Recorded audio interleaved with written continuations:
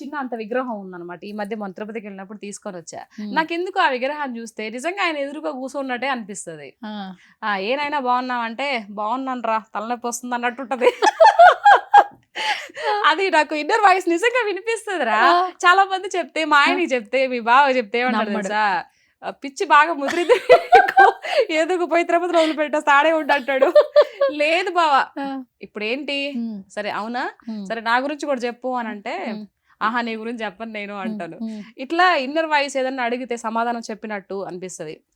అంటే ఈ వీడియో చూసేవాళ్ళు మరి దేశం గురించి మొత్తం ఎట్లా ఉందో, రేపు మీ టీడీపీ ప్రభుత్వం వస్తుందో లేకపోతే జగన్ ప్రభుత్వం ఎన్ని చెప్పు ఎట్లాంటి దిక్కుమాల కామెంట్లు పెడతారు.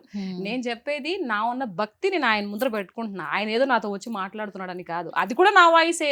ఏదో చెప్పురా తలనొప్పిగా ఉంది, అది కూడా నా వాయిసే. కాకపోతే ఆయన దగ్గర కూర్చుంటే అది అందులో లీనమైపోతాం కాబట్టి అట్లా ఉంటుంది. నాకు రోజు హ్యాపీగా ఉంటుంది ఆయన సైడ్ చూస్తూ మాట్లాడుతూ ఉంటే బాగా అనిపిస్తుంది.